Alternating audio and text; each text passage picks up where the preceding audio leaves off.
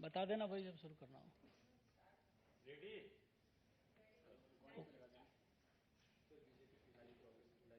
सभी मीडिया के साथियों का बहुत बहुत स्वागत है।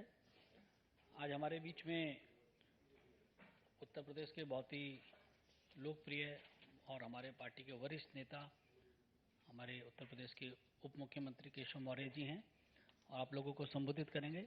मेरा आग्रह है केशव मौर्य जी से कि आपको संबोधित करें। धन्यवाद। आदरणीय हमारे श्री अनिल बलूनी जी, जो हमारे भावी सांसद हैं लोकसभा के, संजय मयूर जी, पत्रकार मित्रों, आज आप सबके साथ बातचीत करने का विषय जो एससी, एसटी, ओबीसी के अधिकारों पर कांग्रेस और इंडी गठबंधन के द्वारा डाका डाला जा रहा है, उस विषय पर मुझे आप सबके माध्यम से अपने देशवासियों से कहना है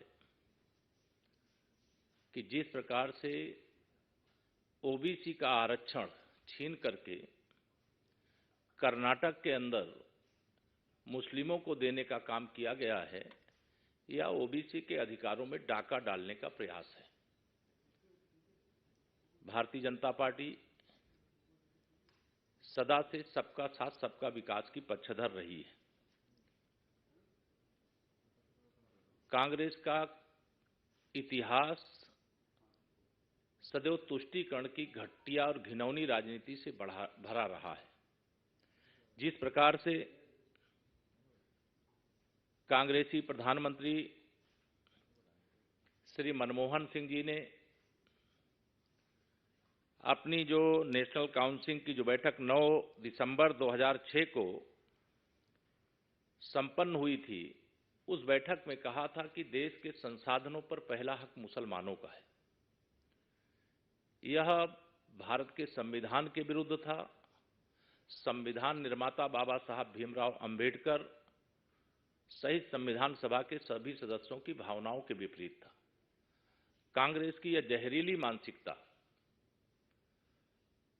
प्रारंभ काल से, मैं बाबा साहब जी का एक भाषण जो 27 अक्टूबर 1951 में उन्होंने कहा था कि पंडित जवाहरलाल नेहरू जी ने, वो प्रधानमंत्री के रूप में, कांग्रेस के अध्यक्ष के रूप में, उन्होंने कभी दलितों के हित की बात नहीं की। जब भी वह बात करते थे तो केवल मुसलमानों के हित की बात करते थे। देश का विभाजन भी हुआ, उसका दंश देश ने झेला और बड़े पैमाने पर नुकसान भी हुआ। और जो भारतीय जनता पार्टी की ओर से यह आरोप है कि देश के संसाधनों पर पहला हक मुसलमानों का है, यह प्रधानमंत्री के रूप में मनमोहन सिंह जी ने एक बार नहीं, दूसरी बार भी मुंबई की एक प्रेस कॉन्फ्रेंस में उन्होंने इस बात को दोहराया भी था कि इस देश के जो संसाधन है उस पर पहला हक मुसलमानों का है। कांग्रेस के ही द्वारा कर्नाटक के अंदर मंडल आयोग की सिफारिश जो आई थी, उस सिफारिश के अनुसार जिन मुस्लिम समाज के लोगों को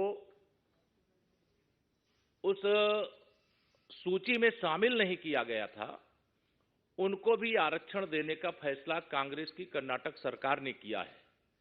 कर्नाटक के अंदर जो ओबीसी का आरक्षण छीन करके मुस्लिमों को देने की शुरुआत है, यह कर्नाटक मॉडल कांग्रेस और उनके युवराज श्री राहुल गांधी जी पूरे देश में लागू करने के लिए जो अपना घोषणा पत्र लेकर के आए, उस घोषणा पत्र से भी स्पष्टता है कि उनका लक्ष्य इस देश के अंदर जो ओबीसी है, एससी है, एसटी है, उसके अधिकारों पे डाका डालना और घुसपैठियों को, जिसे वह अपना वोट बैंक मानते हैं, उसको सौंप देना, इस खतरनाक सोच के खिलाफ आज मैं कहना चाहता हूं कि कांग्रेस जो अभी आईसीयू में पड़ी हुई है।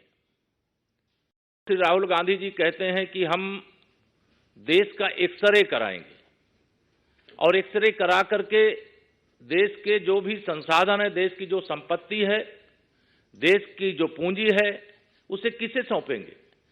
यहां हमारा ओबीसी हो, एससी हो, एसटी हो, उसके पास संसाधन नहीं है, बहुत उसकी सीमित शक्तियां हैं, बहुत सीमित साधन हैं, लेकिन कुछ ना कुछ है।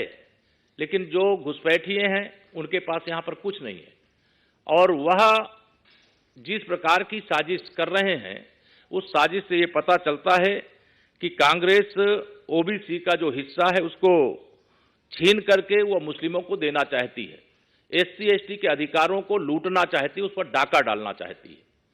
जिस कांग्रेस पार्टी को एक गरीब माँ बाप का बेटा, एक पिछड़े वर्ग से आने वाले प्रधानमंत्री श्री नरेंद्र मोदी जी, जिन्होंने आजादी के बाद सबसे अच्छा काम किया, जिन्होंने सबका साथ सबका विकास किया, जिन्होंने देश में 25 करोड़ लोगों को गरीबी रेखा से बाहर निकालने का काम किया, उनको आप 10 साल सहन नहीं कर पा रहे हो।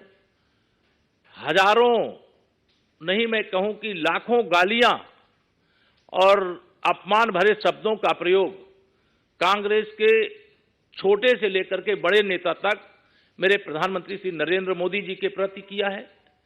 प्रधानमंत्री श्री नरेंद्र मोदी जी के प्रति अपमान भरे शब्द इसलिए प्रयोग किए जाते हैं क्योंकि वह ओबीसी वर्ग से आते हैं, वो एक गरीब माँ बाप के बेटे हैं। उन्होंने देश को एक अच्छा शासन देने का काम किया है, देश में 25 करोड़ से अधिक लोगों को गरीबी रेखा के बाहर निकालने का काम किया है, देश से भ्रष्टाचार को खत्म करने का काम किया है। इन्होंने अपना जो इस बार का घोषणा पत्र है, उस घोषणा पत्र में स्पष्ट कहा है कि इस देश में कांग्रेस के घोषणा पत्र के अनुसार अगर उन्हें अवसर मिलेगा तो वो बहुसंख्यकवाद को समाप्त करने का काम करेंगे। ये बहुसंख्यक कौन है इस देश में? बहुसंख्यक इस देश के अंदर अगर कोई है तो वो ओबीसी है, वो एससी है, वो एसटी है। ये बहुसंख्यकवाद, इसके विरोध की बात जो आप कर रहे हो, वह बहुसंख्यकवाद की शब्द की आड़ में आप पिछड़ों का, दलितों का, आदिवासियों का हक छीनना चाहते हो। यह किसी भी कीमत पर बर्दाश्त नहीं किया जाएगा।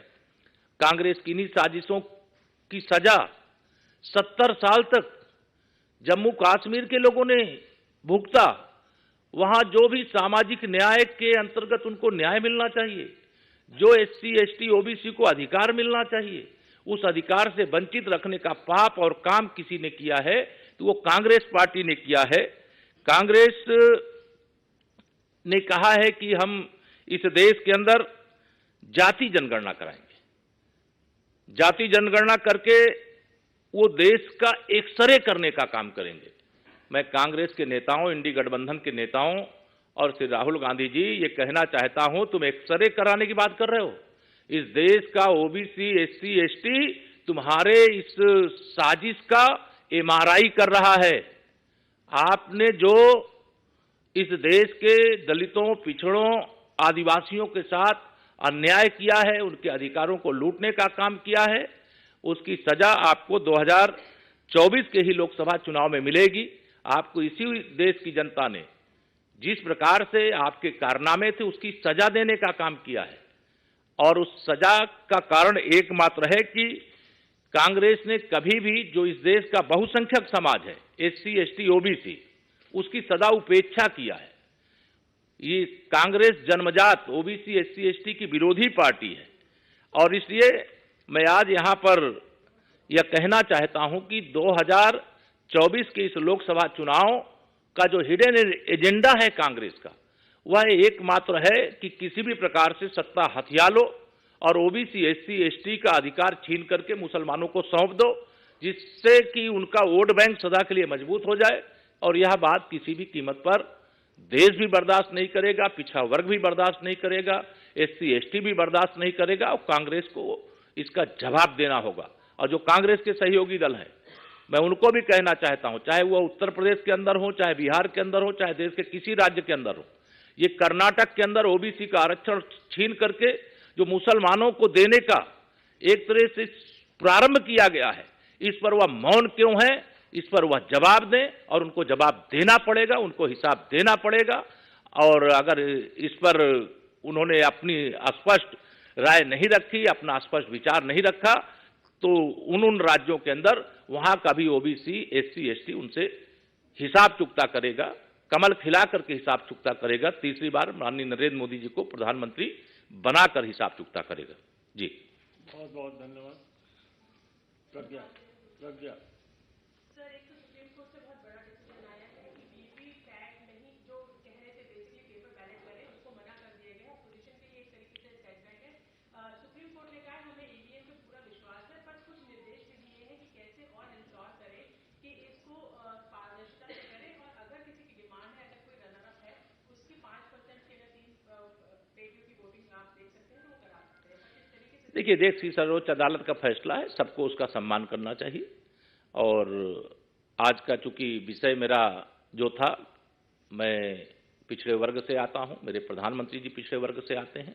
जो ओबीसी, एससी, एसटी के अधिकारों पर कांग्रेस और इंडी गठबंधन ने मिलकर के डाका डालने का प्रयास किया है, और जिस प्रकार से, चाहे वो रंगनाथ मिश्रा आयोग हो, चाहे सच्चर कमेटी की रिपोर्ट हो, या जिस प्रकार से जहर बोने का काम किया गया था, उस विषय को मैंने विशेष तौर से आप सबके साथ चर्चा करने के लिए आया हूं।